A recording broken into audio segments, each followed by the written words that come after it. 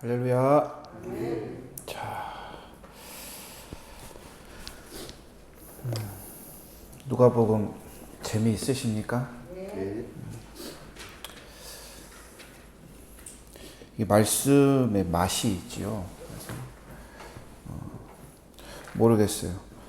은혜를 받으면 말씀이 좋고 재미있고 맛이 있고, 또 좀 은혜가 식으면 봐도 뭔 말인지 모르겠고 재미도 없고 그런 것 같아요. 그래서 늘 말씀의 은혜를 구하셨으면 좋겠습니다. 오늘 70인 전도자를 파송하는데 9장 1절, 이번 주 월요일 말씀이죠. 거기 보니까 파송했어요. 거기에도 누구를 파송했냐? 12제자를 파송했죠.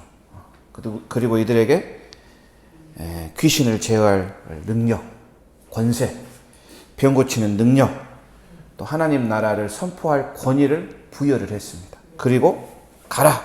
파송했죠. 이들이 한 일이 무엇이죠? 마을 곳곳을 다니며 복음을 전했다고 기록하죠. 병을 고쳐줬다. 위로가 필요한 자들에게 위로를, 즉 필요를 채워주고 공급한 것이 이 제자들이 한 일이었습니다. 사명이죠. 임무입니다. 주인이 보냈습니다. 종이 순종하러 따라갔죠. 자, 이제 오늘은 12명을 넘어서 70인 전도대. 이게 또 72인이라고 하는데 상관없습니다. 즉, 한 5배, 6배 정도 됐잖아요. 2명씩 늘 짝을 지어 보내셨습니다. 12제자 말고 70인의 제자.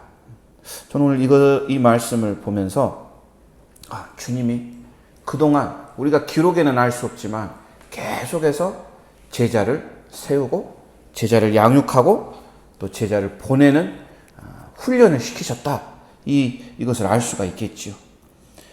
자, 어제 9장 51절 그래도 한번 보겠습니다. 이 중요한 대목이었는데요. 한번 읽어보시겠습니다. 9장 51절입니다. 시작. 예수께서 승천하실 기약이 차심에 예루살렘을 향하여 올라가기로 굳게 결심. 이 누가복음이 이제 절반도 안 나왔는데 벌써 예수님은 자기의 사명을 감당할 준비를 하고 계시죠. 예루살렘으로 올라가면 끝이 납니다. 그 전에, 즉 시간이 많이 남지 않았죠. 할 일은 많은데 시간이 부족합니다. 일은 많은데 일손이 부족합니다. 그래서 주님은 제자를 양성하고 제자를 키우고 훈련시키고 사명자로 보내는 일을 계속 하셨지요. 참 안타깝죠. 왜 예수님이 3년만 하셨을까? 30년 하고 가셨으면 정말 이 세상이 변하지 않았을까? 모르겠습니다. 이것은 전적인 하나님의 영역이지요. 그러나 우리가 할 수 있는 것은, 주님은 오늘 기쁜 마음으로 제자들을 보고를 들었고 또 그들을 기쁜 마음으로 또 섬겼습니다. 이따가 보도록 하겠습니다. 자, 1절 세우신다, 보내신다. 1절에 나왔죠. 따로 70인을 세운다, 둘씩 보낸다. 이것이 그리스도의 몸된 교회의 사명일 줄 믿습니다. 제자 세우고 세상으로 보내는 것.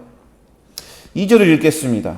시작. 이르시되 추수할 것이 많되 일꾼이 적으니 그러므로 추수하는 주인에게 청하여 추수할 일꾼을 보내주소서 하라. 보내주소서 하라. 일꾼이 하는 일은 두 가지. 가는 것도 중요한데 그 전에 먼저 해야 할 일이 있습니다. 이게 지금 영어 성경이나 헬라어 성경에 보면 기도하다란 말이, 그 단어가 있습니다. 진심으로 기도해라. 진지하게 기도해라. 이게 그냥 읽어보면 보내주소서 하라, 요청하는 것 같지만 간절하고 진지하게 기도하는 것이죠. 누구에게 합니까? 주인에게 기도하는 겁니다. 밭의 주인에게. 하나님께 말씀드려라. 기도해라. 밭의 주인은 하나님이시죠. 추수의 시기도 하나님이 결정합니다. 왜냐? 하나님께서 씨앗을 뿌렸기 때문이죠. 추수할 장소도 많습니다. 단지 부족한 건 추수할 일꾼이죠. 일꾼. 추수할 일꾼을 보내주셔서 기도하라는 거죠. 이번 부활주일이 우리 교회에서는 영혼을 추수할 때이죠. 쉬운 일은 아닙니다. 왜냐하면 이 3절에 이리 가운데로 보내는 양 같은 존재, 위험하다는 것이죠. 반대하고 거부하고 무시하고 멸시하는 게 당연하죠. 오늘 말씀에 보면 가지지 말고 길이 아닌 곳은 가지 말고 집으로 가고 환영받으면 평안을 주고 또 먹을 것 주면 당연한 줄 알고 먹어라. 이리저리 옮기지 마라. 한 집을 거점 삼아 거기에서 계속 복음을 전해라. 10절에 보니까 반대자도 있어요. 다 환영받는 건 아닙니다. 발에 묻은 먼지를 털어버려라. 이것은 유대인이 이방인 지역 갔다 오면 했던 풍습이래요. 그래서 나는 거기에서 갔다 왔지만 거기를 방문하고 거기에 조금 살았지만 나는 너네들하고 달라. 너네들 문화, 너네들 풍습 나에게는 없어. 들어올 수 없어. 거절하겠다. 그래서 막 신발에 흙을 털고 발을 터는 이런 행위가 있었답니다. 야, 복음을 전했는데 거부하면 발을 털어버려라. 무서운 말이죠. 그만큼 그들의 마음이 완악하고 고집이 세다는 거죠. 단지 전도자를 거부하는 게 아니라는 거예요. 전도자, 즉 보내신 우리 주 예수를 거부하는 것이고 심지어 예수를 보내신 하나님을 거부한 것이기에 이렇게 경고하시는 겁니다. 자, 13절과 15절에 마을 3개가 나옵니다. 고라신, 벳세다, 가버나움. 이는 모두 갈릴리 바다 그 호수의 북쪽에 있는 마을들이었습니다. 이 3개의 마을들이 대표적으로 상징적으로 나타난 것이죠.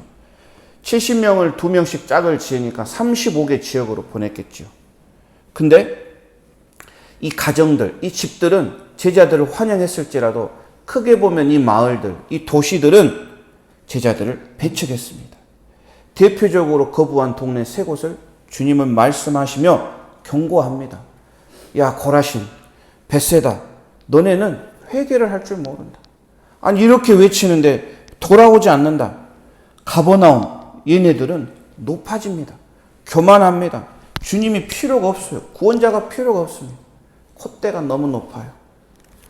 즉 각각 복음을 거부하는 각자만의 이유가 있다는 것이죠. 복음을 전하는데 받아들이지 않으면 그 책임은 어떻게 됩니까? 누구에게 돌아간다는 것입니까? 요나 이야기를 잠깐 해드리겠습니다. 요나는 도망쳤죠. 가라 했는데 도망갔습니다. 하지만 결국은 가게 되지 않았습니까? 자, 이 니느웨는 적의 나라죠. 원수의 나라입니다. 가고 싶지 않았습니다. 그런데 하나님의 마음은 그게 아니었어요. 적군의 나라에 가서도 복음을 전파하라는 것. 아니 하기 싫어 죽겠는데 또 하나님이 또 막 바다에 빠뜨리고 물고기 해가지고 보내지 않았습니까? 우선은 갔어요. 이 성이 얼마나 크냐면 3일 길을 계속 돌아다녀도 다 못 돌아볼 만큼 큰 성읍이었습니다. 가서 요나는 하루 동안 회개하라고 외쳤어요. 3일 다 다니지도 않고 하루만 다니면서 니느웨가 40일 후에 멸망한다 이렇게 외쳤죠. 근데 놀라운 일은 무엇이냐면 거기에 보면 막 왕도 신하도 백성들도 다 죄를 덮고 베옷을 입고 회개하는 큰 역사가 일어났다고 기록됩니다. 그곳에 12만 명이나 되는 어린아이, 뭐 이렇게 계산해 보면 한 60만 명이 넘는 어마어마한 당시로서는 큰 도시가 요나의 하루 외침, 하루 선포로 구원을 얻었습니다. 이것은 누구의 역사이겠습니까? 밭의 주인은 하나님이시죠. 추수꾼은 사명자입니다. 알곡이든 쭉정이든 모르지요. 추수꾼은 그저 추수할 뿐입니다. 하나님께서 이 추수한 곡식을 보고 알곡과 쭉정이를 나눠주십니다. 내가 무엇을 거두든 주님이 주신 사명만 우리는 감당하면 되는 겁니다. 왜냐하면 모든 추수의 책임은 주님이 지시기 때문이죠. 내가 가지 않는다. 그러면 상관없습니다. 다른 사람을 반드시 보내십니다. 우리 교회가 하지 않는다. 그러면 다른 교회를 사용하시는 겁니다. 구원받아야 하는 사람, 그런 가정, 그런 도시, 그런 나라가 있으면 하나님은 반드시 그곳에서 구원을 일으키시죠. 그래서 순종이 최선이고 순종이 최고입니다. 잘하든 못하든 자격이 있든 능력이 없든 아무런 상관이 없습니다. 순종하는 것, 내 마음에 감동이 올 때 그 감동을 따라가고 그 감동에 순종하고 그 말씀을 따라가는 것, 이것이 오늘 주님의 마음을 기뻐하신 주님의 마음을 기쁘게 하는 것이죠. 그리고 그 마음을 통해 주님이 일하시고. 자, 17절 한번 보겠습니다. 한번 읽어볼까요? 17절. 70인이 기뻐하며 돌아와 이르되 주여 귀신들도 우리에게 항복하나이다. 어떻게 돌아왔습니까? 기쁜 모습으로 돌아왔어요. 그냥 돌아온 게 아닙니다. 기쁨으로 돌아왔다. 일을 잘 해낸 겁니까? 잘했습니다. 야, 주님 이름이 사용하니까, 주님 이름이 나에게 있으니까 무엇이든지 다 됐습니다. 너무 기뻐요. 귀신도 쫓아내고 항복하고 벌벌 떨고 도망가는 모습에 신나셨죠. 누가 하셨습니까? 주님이 하셨습니다. 이 18절 이거는 이사야 14장에 보면은 막 그 계명성 하늘에 큰 별이 떨어졌다. 그 말씀을 지금 인용하는 것이죠. 즉 일찌감치 주님은 승리를 선포하셨습니다. 사탄이 제 아무리 공중에 권세를 잡고 있어도 예수 이름이면 주님이 주신 권능 앞에서는 꼼짝 못할 줄 믿습니다.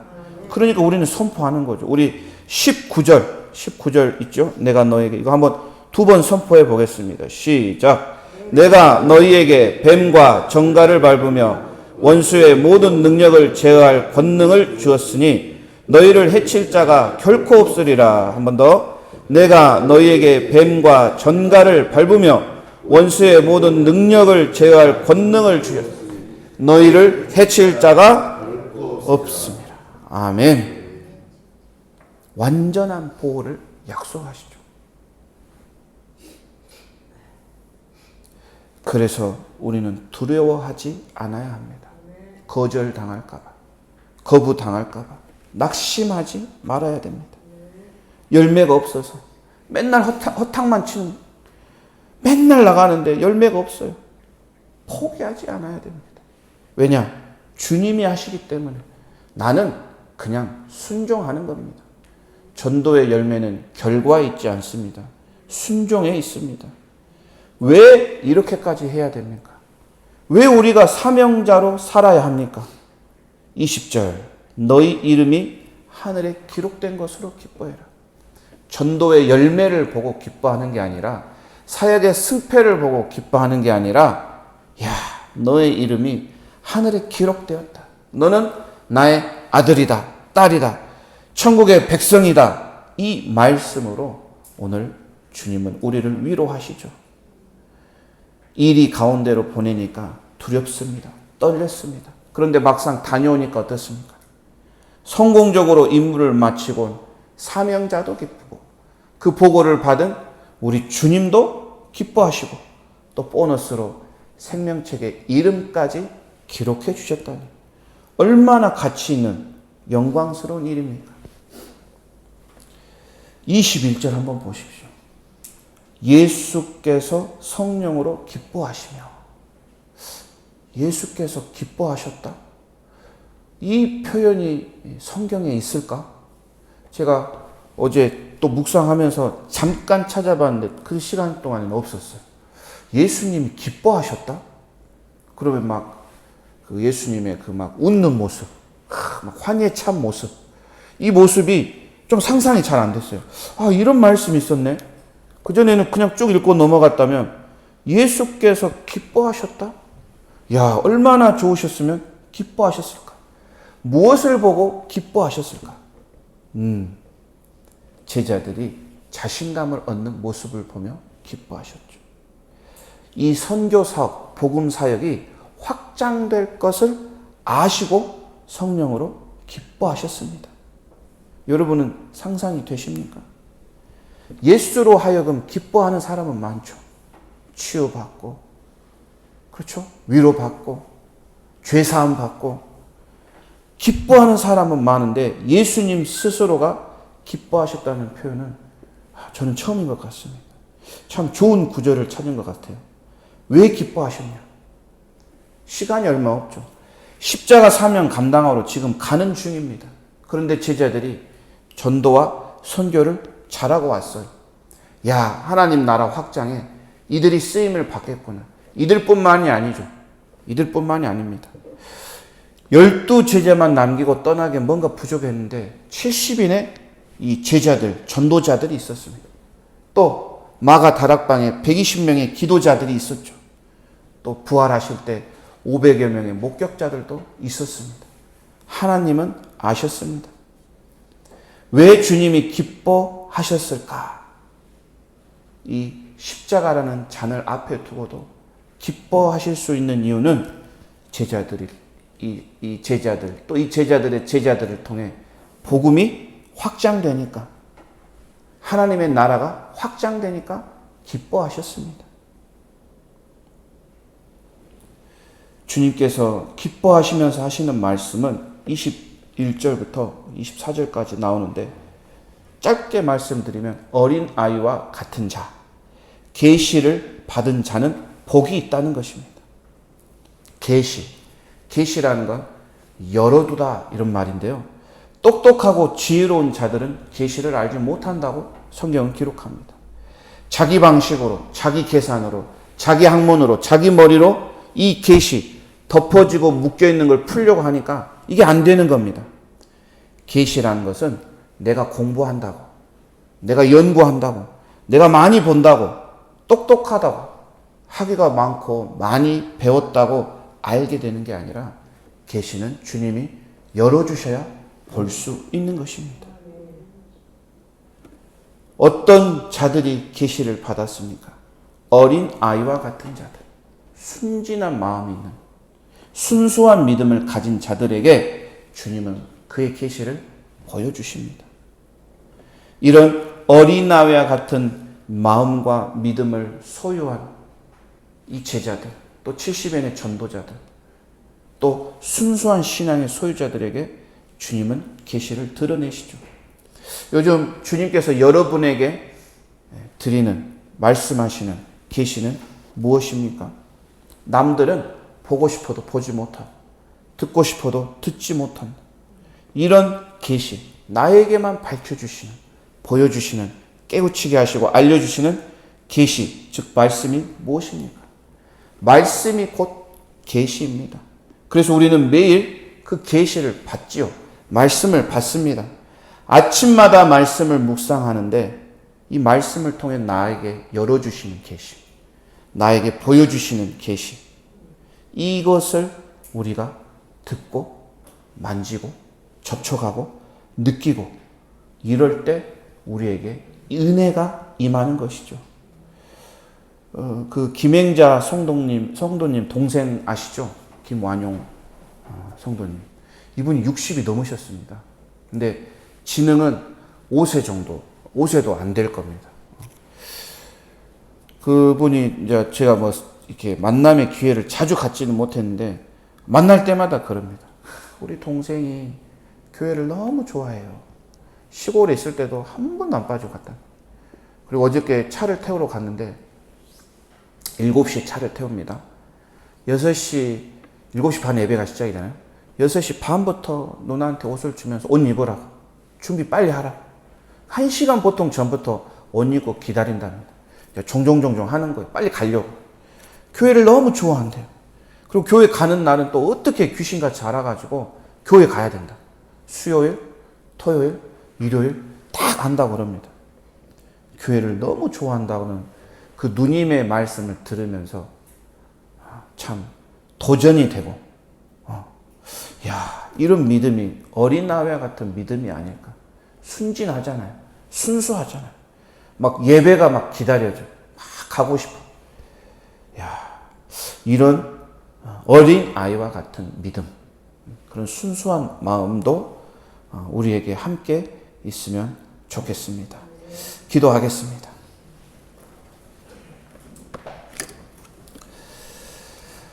주님 감사합니다. 오늘 특별히 주님께서 따로 70인의 전도자를 세우시고 제자를 세우셔서 각 동네마다 지역마다 둘씩 짝지어 보내서 복음을 전파하신 그 말씀을 주심에 감사합니다. 이를 통하여 지금 우리에게까지 나에게까지 복음이 들어온 줄 믿습니다. 이제는 나의 차례죠. 우리의 차례입니다. 우리 교회가 해야 할 때입니다. 추수할 일꾼을 보내주시옵소서. 추수할 것이 많습니다. 그러나 일꾼이 적습니다. 그 일꾼이 내가 되기를 원합니다. 주님의 나라에, 주님의 복음 확장을 위하여 쓰임받는 귀한 성도들, 귀한 학교, 귀한 교회 되도록 축복하여 주시옵소서.